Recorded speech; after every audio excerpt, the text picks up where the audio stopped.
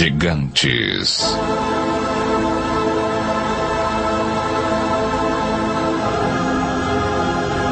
Mistério e mito. Os maias e os incas da América do Sul acreditavam que existia uma raça de gigantes na Terra antes do grande dilúvio. O mesmo se deu com muitas outras antigas civilizações. Alguns os tomaram por deuses, outros reproduziram suas imagens em pedra ou escreveram sobre eles em suas histórias. Os gregos e os romanos falaram de sangue que caiu do céu, indo regar o colo da deusa Gaia, gerando os titãs. Uma raça de temidos gigantes.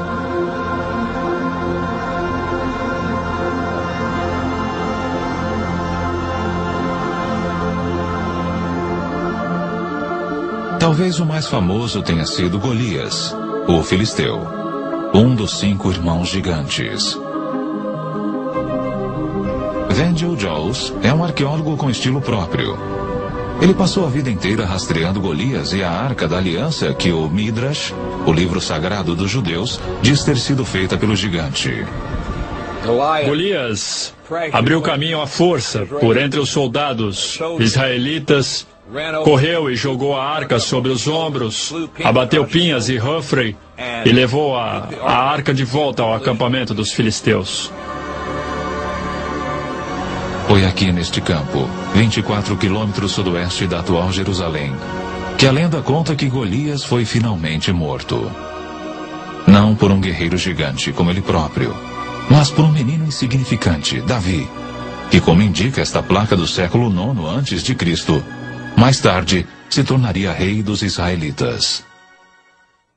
Davi enfiou a mão em sua sacola, de onde tirou essa coisa preta com longas correias de couro, e colocou-a em volta dos braços assim e disse: "Você veio me enfrentar com um broquel e armadura e um escudo e uma espada, mas eu vou enfrentá-lo em nome do Senhor, Deus de Israel." Ele então tirou outro par de correias da sacola, mas estas continham uma pedra.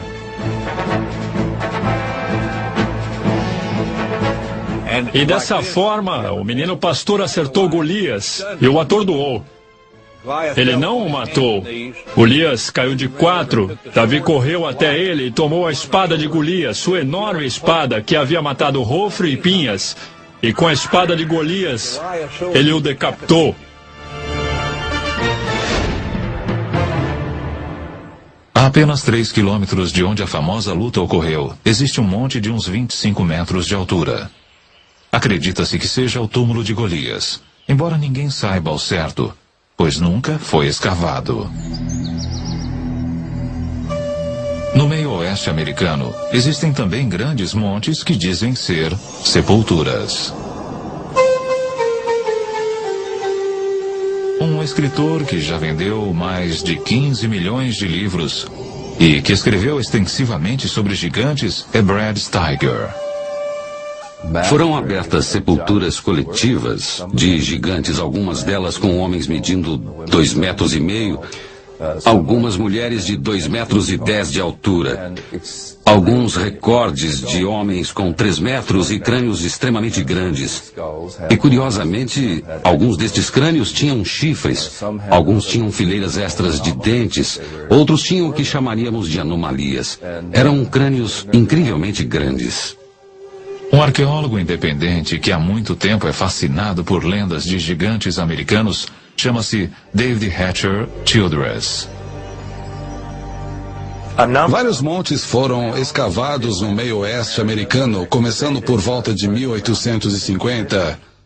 E, em muitos casos, eles encontravam esqueletos de pessoas com mais de 2,10 metros de altura.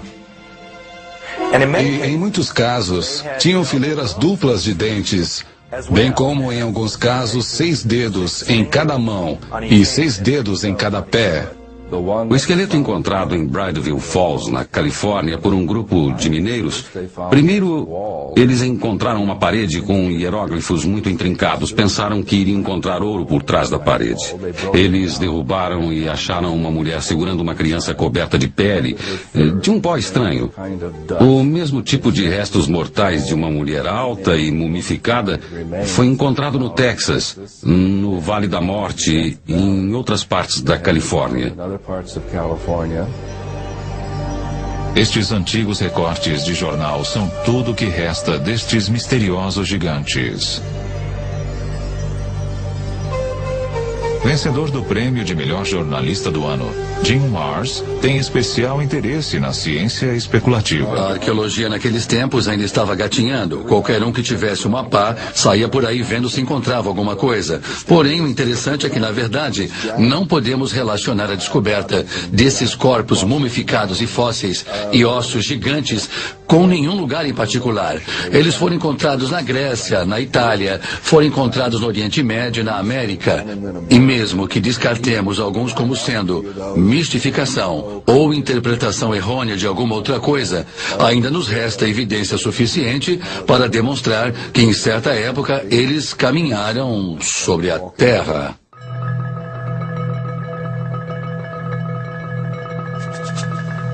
Em 1912, fazendeiros começaram a vir a esta caverna isolada perto de Lovelock, em Nevada, para recolher esterco de morcego, como fertilizante. Do lado de dentro, uma surpresa os aguardava.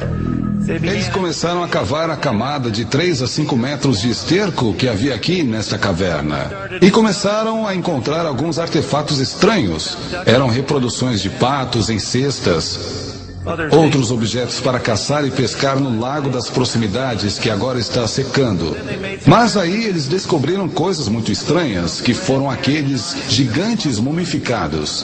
Esses gigantes tinham de 2 a 2,15 metros de altura.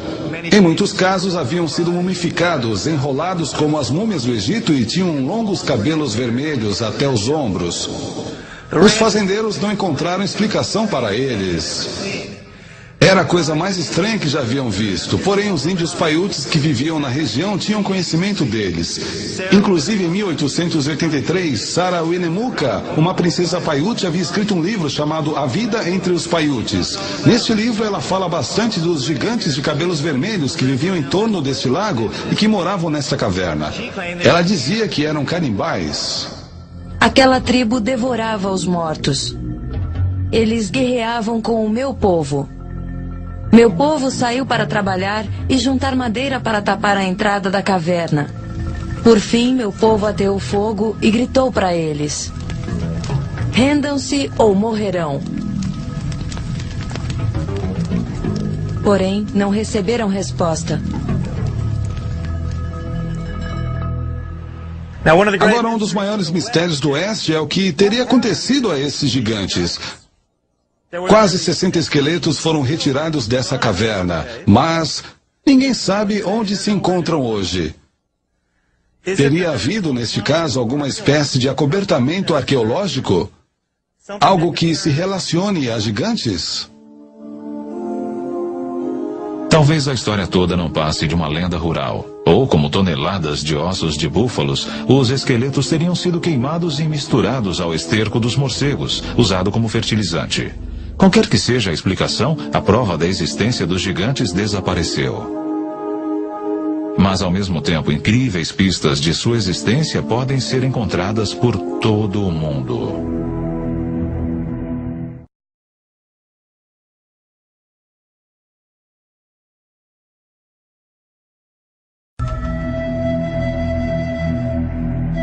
Na América do Sul existem figuras gigantescas escavadas em rochas tão grandes que, do nível do solo, são difíceis de reconhecer. Porém, do alto, assumem formas incrivelmente claras.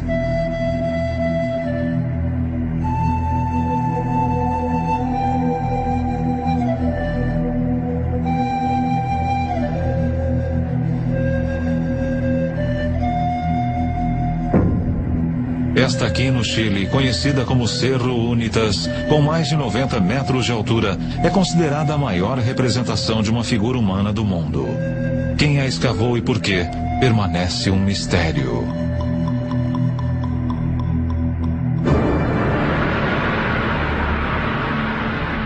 Do outro lado do mundo, no Reino Unido, outras figuras gigantes fitam o céu. Esta aqui é conhecida como Cerne Abbas, perto de Shaftesbury. Escavado na encosta gredosa, não se sabe há quanto tempo. Talvez represente o herói mitológico Hércules. 260 quilômetros dali, o homem de Wilmington. 85 metros dos pés à cabeça, ele emerge das encostas inglesas como um deus gigante de outra era. A Grã-Bretanha está repleta de sítios assim, relacionados com gigantes. Jennifer Westwood é uma autoridade em folclore inglês. E no começo, a Grã-Bretanha era habitada apenas por gigantes. E naquele tempo era chamada de Albion. Depois da queda de Troia, um herói chamado Brutus veio até aqui com todos os seus homens e decidiu conquistar Albion.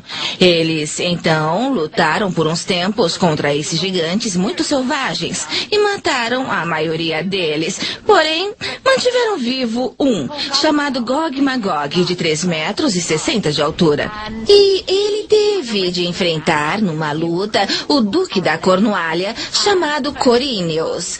Um de cada vez levou vantagem. E aí Gog Magog partiu algumas costelas de Corinius. Este ficou tão enfurecido que simplesmente ergueu esse gigante de quase 4 metros, correu com ele até a costa e o atirou do penhasco.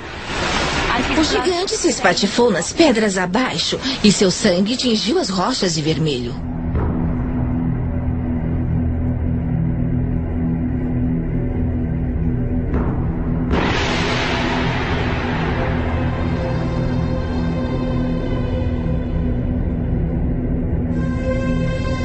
Gigantes também fazem parte da mitologia de Stonehenge.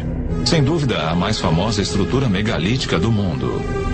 Estas sólidas pedras eretas, a maior com 10 metros de altura e pesando 50 toneladas, foram erigidas aqui há milhares de anos. Os primeiros bretões chamaram o círculo de pedra de dança de gigantes e acreditavam ter sido construído por gigantes. Quem realmente construiu Stonehenge e como são mistérios que ainda persistem. Talvez, no fim, tenhamos de recorrer às lendas em busca de uma resposta. Alguém no passado, com uma tecnologia que nós não temos, ou um poder mágico que não possuímos, é quem teria construído essas coisas.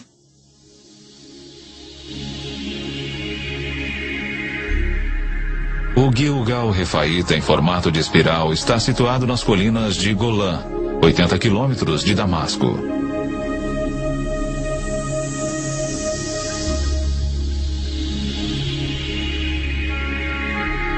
Estima-se que tenha sido construído com 40 mil toneladas de pedras soltas. É extraordinariamente parecido com Stonehenge.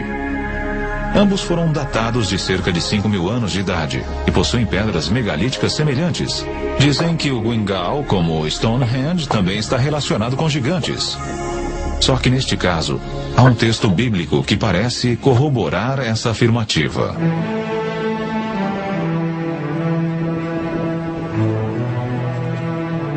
O arqueólogo israelita Daniel Herman está investigando a recém-escavada sepultura. Este é o túmulo de alguém, obviamente um homem muito poderoso. Vejam o tamanho das lajes de pedra utilizadas. Isto deve ter consumido um tempo e um esforço enormes para construir.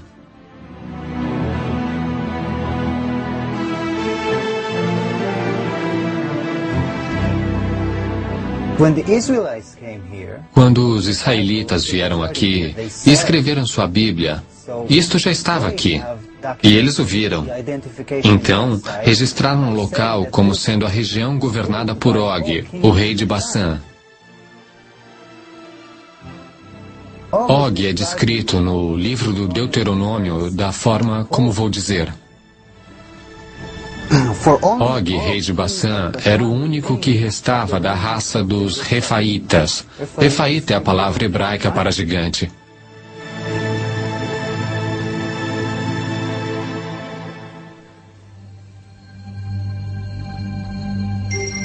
A superfície do nosso planeta está salpicada de construções gigantescas que remontam a milhares de anos. Estão nos desertos, nas planícies, sob os oceanos, no alto das montanhas, como aquelas da América do Sul. Eu acho que o mundo era como as cidades que vemos em Machu Picchu, Tiwanaku, Saskatchewan. Acho que era um mundo povoado por gigantes que construíam suas estruturas com maciços blocos de pedra, blocos de 250 a 500 toneladas. Sólidas ruínas cujas dimensões chocam nossa imaginação são encontradas por toda a América Central e do Sul.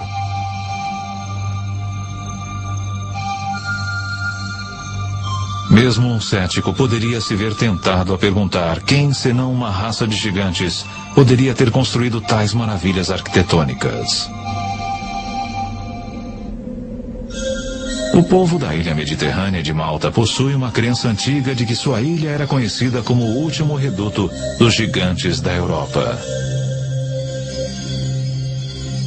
Um explorador que toda a vida estudou estruturas megalíticas é o autor do best-seller Os Olhos da Esfinge, Erich von Däniken. Malta possui templos gigantescos. Eles realmente remontam ao passado. Ninguém sabe ao certo, mas são de pelo menos 5.000 anos antes de Cristo. E um dos templos, em Gozo, até hoje chama-se Templo dos Gigantes. Lá chamam de Ticântila. Uma lenda local diz que o templo foi construído por uma giganta Sunsuna. Os blocos são tão grandes, tão pesados, que nenhum ser humano normal poderia tê-los movido. Na Bolívia, apenas 30 quilômetros do lago Titicaca, existem gigantescas plataformas de pedra por toda parte. A maior delas já teve 29 metros de comprimento. Seu peso foi calculado em 900 toneladas. E isso está num lugar a 4.100 metros de altitude, nos Andes, o que significa ausência de árvores, de madeira, nada. Não é possível transportar uma plataforma de 900 toneladas sem toras para rolar. Mesmo com auxílio de toras, seria extremamente complicado. Esses fatos são verídicos, podemos vê-los, tocá-los, fotografá-los, mas não podemos explicá-los. Os índios pré-incaicos, os aimarás, não conseguiram movê-la. Então, o que seria? Resultado de quê? Não sabemos. Em muitos lugares da Terra encontramos estruturas que poderiam estar relacionadas ou a ETs, a uma tecnologia que não entendemos, ou a gigantes. ETs. Gigantes? Uma tecnologia secreta? Os que acreditam aceitam os fatos com naturalidade. Eis o autor do best-seller Arquitetos do Submundo, Bruce Brooks. Os arquitetos são aquela raça ou aquelas raças que construíram todos os megálitos do mundo antigo, as pirâmides Stonehenge. Eles são o povo que viveu antes de nós, os que habitaram este mundo antes de nós. Nós os chamamos deuses, às vezes gigantes. Eles deixaram suas obras e nós não conseguimos reproduzi-las. Somente agora aprendemos a realmente apreciá-las. No Líbano, a 70 quilômetros de Beirute, ficam as imponentes ruínas de Baalbek. Há uma menção a este lugar no Antigo Testamento no Livro dos Reis. Baalbek, em particular, é um ótimo exemplo. É onde estão os trilitons, as maiores pedras do mundo já usadas em construção. São tão grandes que nem sabemos seu peso. Essas pedras foram cortadas e deslocadas 8 quilômetros, erguidas 8 a 9 metros no ar e assentadas tão juntas que não podemos enfiar uma lâmina de barbear ou um pedaço de papel entre elas. Não sabemos como fizeram isto. Não existe guindaste capaz de erguer pesos como daquelas pedras. Ninguém sabe ao certo, mas, de acordo com a tradição árabe, os templos mais recentes foram construídos aqui após o grande dilúvio por uma tribo de gigantes para o rei bíblico Nimrod.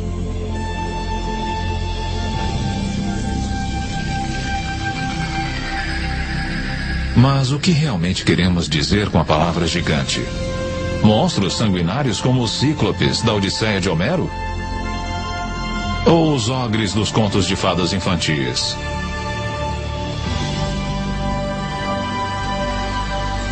Ou poderia englobar também gigantes pacíficos, vivendo como nós? caminhando pelas ruas de nossas cidades em plena luz do dia?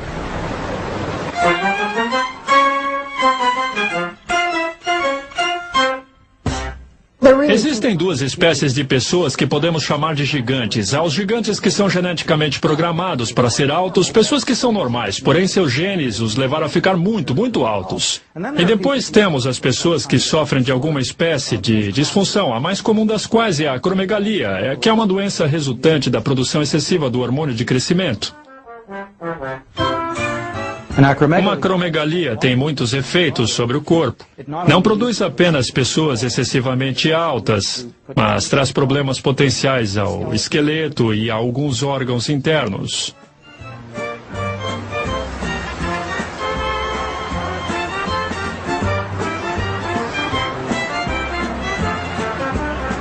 Ryan é um jovem normal, saudável, bem proporcionado, de 2,13 metros de altura. Quisera ser tão alto quanto ele. Mas o que faz uma pessoa ser tão alta? Seria uma característica de família, nutrição ou alguma outra coisa? Os altos são pessoas comuns ou excepcionais? De onde eles vieram? Será que na obscuridade do passado distante é possível rastrear seus ancestrais até uma raça de gigantes? O cientista do Instituto Weizmann, Dr. Marvin Antelman, acredita ter a resposta. Se todos nós temos material genético do primeiro homem, então não é surpresa encontrarmos aqui e ali a presença de gigantes entre nós hoje. Uma vez que existe um gene recessivo produzindo tal pessoa. Na tribo Atusi, por exemplo, são muito grandes. A altura média da maioria dos homens é em torno de 2,15 metros. Eles são muito altos. Existem referências bíblicas de povos até mais altos que viveram em tempos remotos. Rabino Itzhak Marmorstein, do Centro de Estudos Judeus de Vancouver, Canadá. Parece evidente pelas referências no Gênesis e mais adiante no livro dos Números e também no Deuteronômio, que são relativamente coerentes entre si, de que existiram seres gigantescos, aparentemente oriundos da era antediluviana.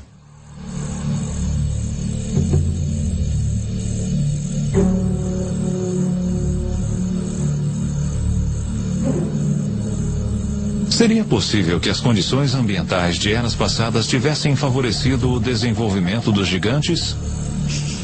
Certamente sabemos, através de evidências fósseis, que algumas espécies, como os dinossauros, cresceram muitas vezes mais do que o fariam hoje.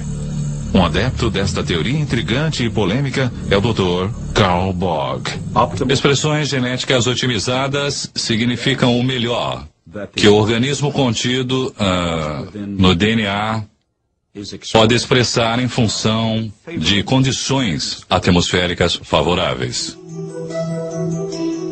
Evidências fósseis demonstram que árvores como as gigantescas sequoias da Califórnia cresceram muito mais do que o fazem hoje. Uma teoria explica isto dizendo que as condições ambientais do passado distante eram mais propícias ao crescimento gigante.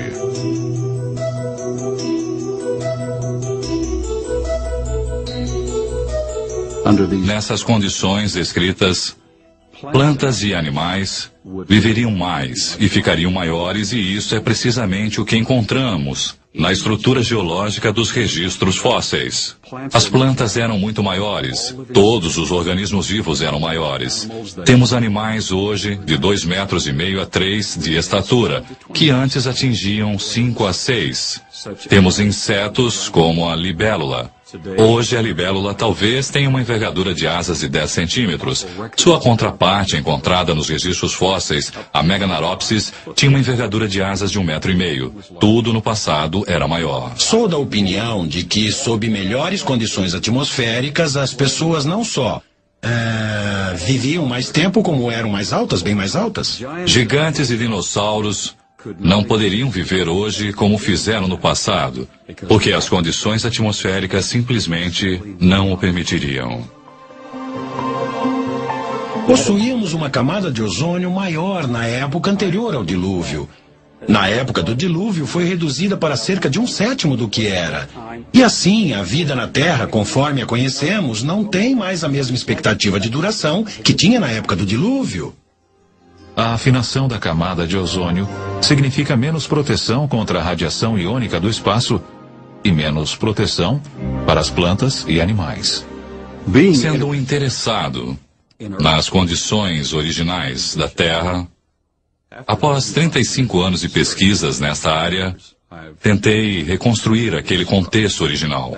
E ao fazê-lo, solicitei aos nossos engenheiros que construíssem uma biosfera que dobrasse a pressão atmosférica, que aumentasse a energia eletromagnética, elevasse o índice de oxigênio, mas não em níveis tóxicos, e eliminassem a radiação ultravioleta, etc. E os experimentos realizados foram muito gratificantes.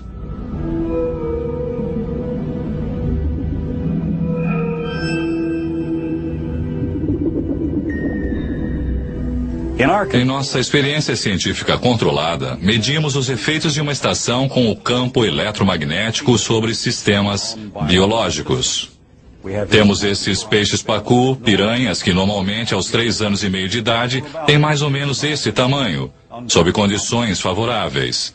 Mas agora nós os temos com mais de 50 centímetros, pesando quase 2,30 kg cada.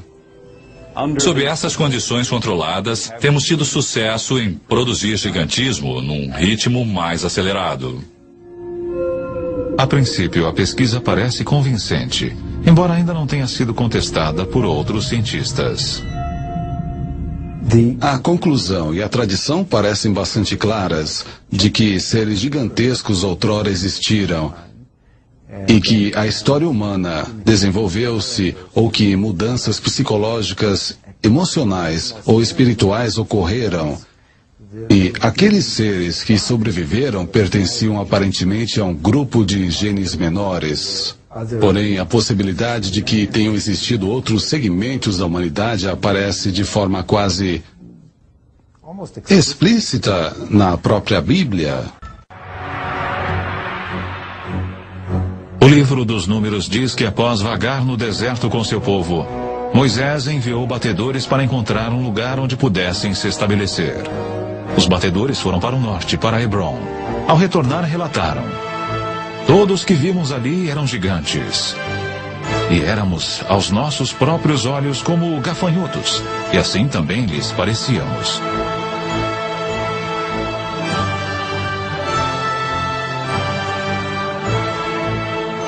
As tribos continuaram para o nordeste, para o Monte Seir, hoje conhecido como Petra, na Jordânia.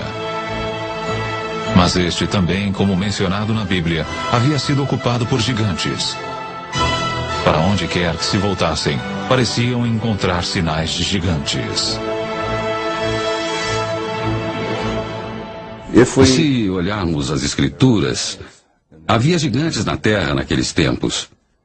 E se interpretarmos isso literalmente, em vez de simbolicamente, e simplesmente havia homens poderosos e com poderes extraordinários, então podemos afirmar que os primeiros homens, os primeiros humanos, eram gigantes.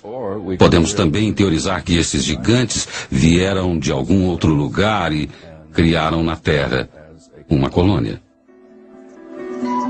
Este conceito por si só é uma coisa surpreendente.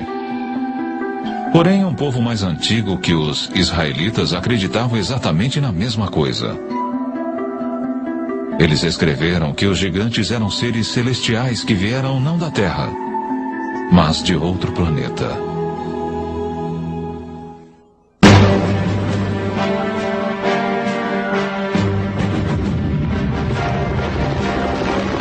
Este é o campo de batalha da Guerra do Golfo.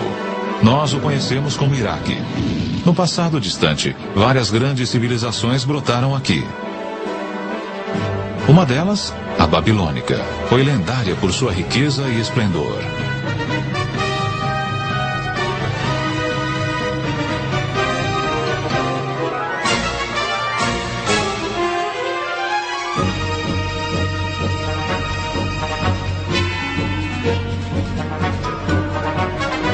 Porém, muito antes da Babilônia, há 6.000 anos, outra notável civilização desenvolveu-se aqui.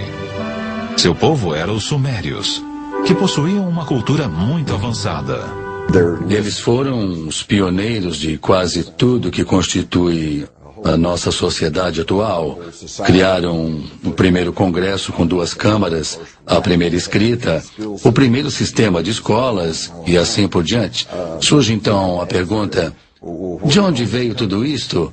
Creio que temos de recorrer aos próprios antigos sumérios e prestar atenção no que eles têm a nos dizer, porque eles nos dizem, em tudo que é lugar, repetidas vezes, que a civilização lhes foi ensinada por seres vindos dos céus para a terra. Eles os chamavam os Ananokes. Os sumérios escreveram sua história em tábuas de argila como estas, que ficaram ignoradas no Museu de Berlim por meio século. Poucas pessoas foram capazes de decifrar este antigo idioma.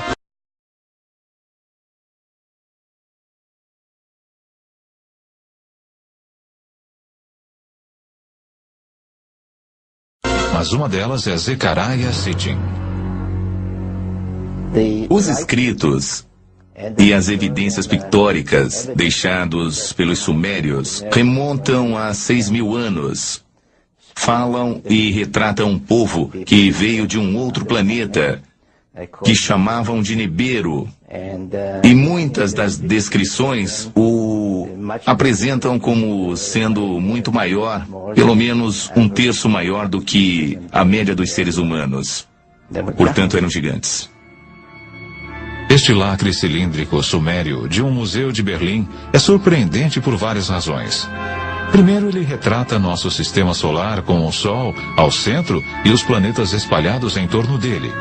Um fato não conhecido da ciência europeia até cerca de 300 anos atrás.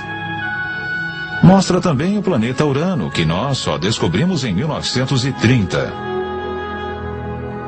E, incrivelmente, existe um outro planeta que os sumérios chamavam de Nibiru, o que acreditavam ser o lugar de onde os Ananokes, ou gigantes celestiais, teriam vindo. Se observarmos estas 3 figuras retratadas aqui, parecem ser quase todas do mesmo tamanho. Mas, se prestarmos atenção, veremos que esta figura da divindade está sentada. E se calcularmos seu tamanho pela medida dos joelhos ao quadril, verificaremos que ela tem uns 3 metros de altura. É um daqueles que desceu dos céus para a terra. Os astrônomos em busca de sinais de vida extraterrestre prescrutam cada vez mais fundo o universo. Porém, talvez devessem estar procurando o tempo todo, mais perto de casa. Porque é no nosso próprio sistema solar que um misterioso objeto foi recentemente detectado perto de onde os sumérios assinalaram o local de seu planeta Nibiru, o lar dos Ananokes. Para os que acreditam, isto é uma prova convincente de que os gigantes celestiais são reais.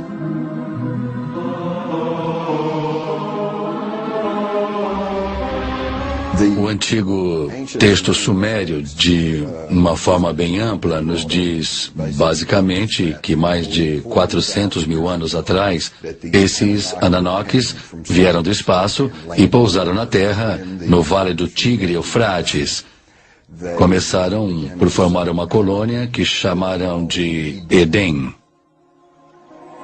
De acordo com o Gênesis, Éden, ou Éden, é onde Adão foi criado do pó, e Eva de uma de suas costelas. Outros, porém, têm uma versão mais high-tech sobre como a vida humana começou. Com o tempo, necessitando de mão de obra de trabalhadores, eles alavancaram a evolução empregando engenharia genética. Recolheram o esperma de um dos Ananokes e o inseminaram no óvulo de uma humanoide primitiva. Provavelmente uma dessas primitivas cujos restos arqueológicos estão agora sendo encontrados na África, a famosa Lucy, e eles então produziram um híbrido que acabou se tornando o homem de Cro-Magnon, ou seja, o homem moderno. Diz a lenda que quando os Ananokes retornaram após vários milhares de anos para ver como sua obra genética se desenvolvera, encontraram na Terra mulheres irresistivelmente atraentes. Começa na Bíblia, onde podemos ler, no início de Moisés, quando os filhos dos deuses viram que as filhas do homem eram bonitas, eles as tomaram como esposas. Mais tarde, daqueles ventres, nasceram gigantes. Tão destrutivos eram esses titãs, que os Ananoques que os geraram decidiram destruí-los. O livro apócrifo de Baruque nos conta até quantos gigantes foram mortos. O livro de Baruque diz: depois o Senhor criou o grande dilúvio, destruiu toda a vida que havia na terra, incluindo os 409 mil gigantes.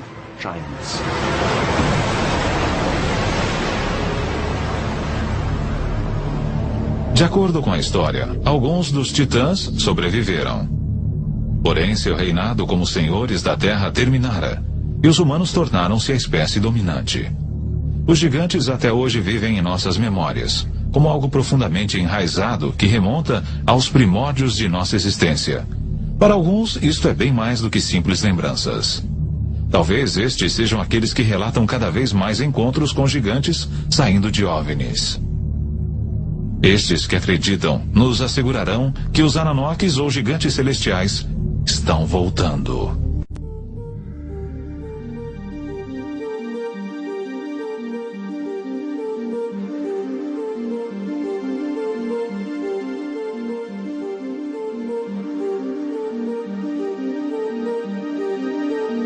The town of Yatzitz is 25 miles west of Jerusalem. On January the 3rd, 1996, Chief of Security Herzl Constantini was at home when he heard a strange noise outside. When I opened the door, I was paralyzed with fear. I saw a gigantic being around 5 feet wide and 11 feet high. I estimate its weight at about 2 tons. I called the police, and 2 officers came over to the house. They laughed at us and accused me of drinking. But when the trackers came and saw the prints, they stopped laughing.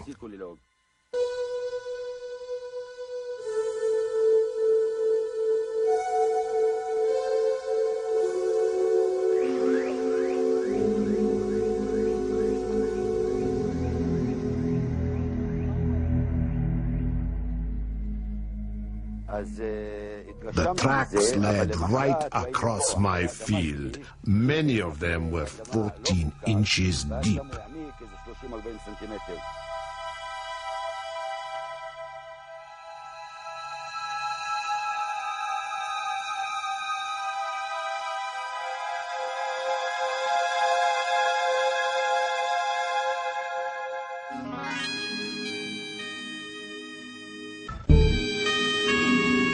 Nos últimos 10 anos, relatos de avistamentos de OVNIs com ocupantes gigantes têm aumentado. A ex-diretora da Associação Inglesa de Pesquisa sobre OVNIs, Jane Brandles, está familiarizada com as estatísticas. Da análise de 15 mil relatos de encontros com seres, os encontros com gigantes têm aumentado a cada ano desde 1965. E estamos, portanto, recebendo muito mais relatos de seres gigantes sendo avistados hoje do que há 30 ou 40 anos. Muitos acreditam que os livros apócrifos de Enoque têm mais de 5.000 anos de idade. Neles, Enoque escreveu sobre como foi levado aos céus por 2 homens de grande estatura. Nesta jornada celeste, ele também fala do encontro que teve com aqueles que desceram dos céus para a terra. 2 homens enormes surgiram para mim, com uma aparência que jamais eu vira sobre a terra. Suas faces luziam como o sol, seus olhos também eram como uma luz ardente. E eles me ergueram e me conduziram ao primeiro céu. E voavam com suas asas e deram a volta em todos os planetas. Desfilaram diante de mim os mais velhos, os governantes das ordens celestes. Estes grupos trabalham e estudam cuidadosamente o movimento das estrelas. Enoque foi levado aos céus pelo menos por 3 vezes. Em nossa visão atual, diríamos que ele foi levado a uma nave-mãe. Lá ele teve uma conversa com o mais alto, seja lá quem for este superior. Para nós seria talvez o comandante da espaçonave. Em outras palavras, Enoque foi o que chamamos uma vítima de abdução extraterrestre. Isso pode parecer uma interpretação fantasiosa de um texto escrito há muito tempo.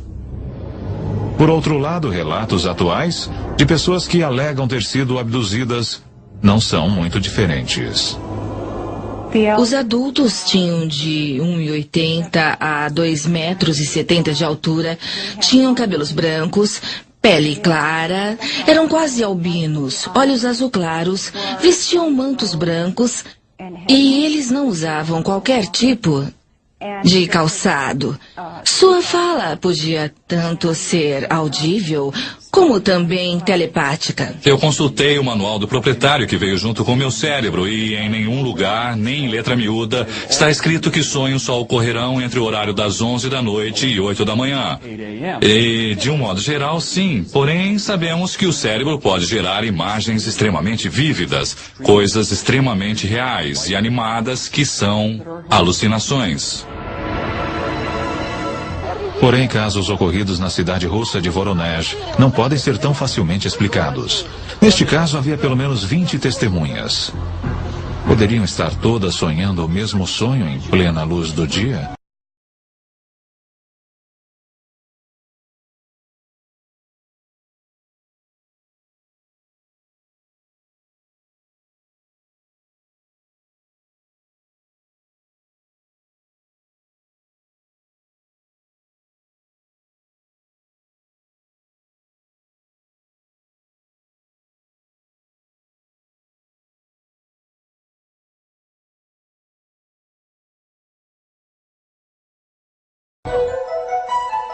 Em setembro de 1989, algo aconteceu na cidade de Voronezh, 320 quilômetros ao sul de Moscou, que chamou a atenção da imprensa mundial.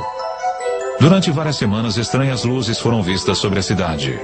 Depois, em 27 de setembro, noticiou-se que uma espaçonave pousou em um dos parques públicos da cidade e de dentro dela emergiram 3 figuras de extraterrestres. Nada remotamente parecido com isto ocorrera antes em Voronezh. Antes de vir para a América em 1990, o jornalista ucraniano Paul Stonehill cobriu o caso Voronezh para a imprensa internacional. Os melhores pesquisadores de fenômenos anômalos de Voronezh, incluindo cientistas, geólogos e também alguns militares, foram imediatamente ao local. Logo em seguida, estavam lá no dia 3 de outubro estudando e coletando espécimes.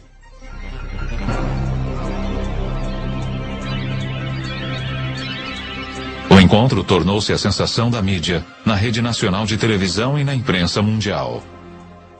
Isso atraiu a atenção da mídia de todo o mundo porque foi efetivamente endossado pela TASS, a agência soviética de notícias, que até então nunca dera crédito a este tipo de história.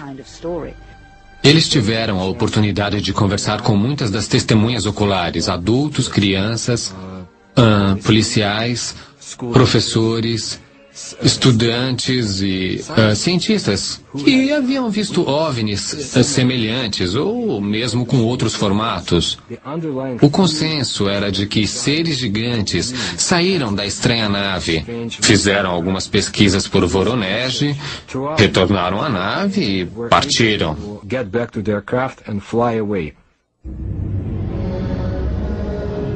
Pela primeira vez, tínhamos um grupo genuinamente grande de pessoas, todas concordando entre si ao descrever a aparição desses gigantes. Então não era um caso de simplesmente acreditar numa única testemunha ou não. Aqui não era possível deixar de acreditar neles porque eram tantos e todos dizendo a mesma coisa. Eu estava de pé, não muito longe da rua principal da parte sul do parque, e vi esse objeto voador a uma altitude aproximada de 200 a 250 metros.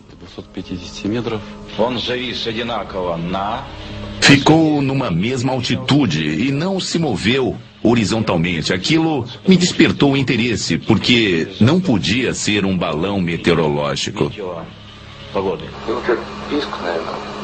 Escutei um ruído agudo. Talvez de alguma máquina de perfuração em operação, como se estivesse abrindo um buraco no chão. As criaturas começaram a sair. Não pareciam muito humanos. Eram muito mais altos que humanos. Eles tinham ombros, mas eu não via a cabeça. Ele era enorme, realmente enorme, maior do que nós. Era uma figura imponente. Em 1989, Sergei Makarov era um dos estudantes que estavam no parque de Voronezh. Lembro que uma multidão juntou-se em volta do lugar. Todos ficaram assustados, estavam pálidos. Eu fiquei perplexo.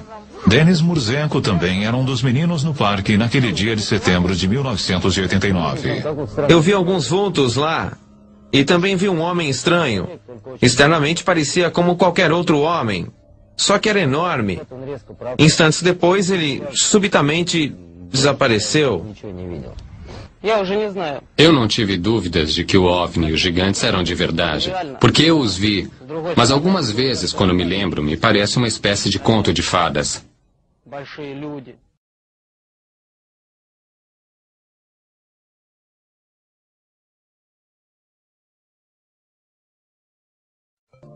O que estamos vendo hoje é muito parecido com o que vimos ao longo de toda a história. Não é nada novo. Qualquer coisa relacionada com o fenômeno OVNI hoje é algo que sempre aconteceu. Pode ser encontrado na antiga mitologia de todas as partes do mundo.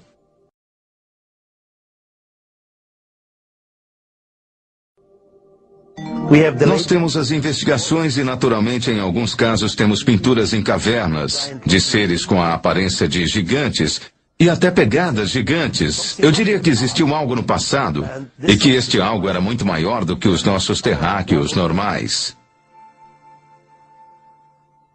Teriam eles sido nossos pais? Eles foram os patriarcas que vieram antes de nós e são citados em todas as lendas. Os gigantes, os olímpicos que vieram antes de nós.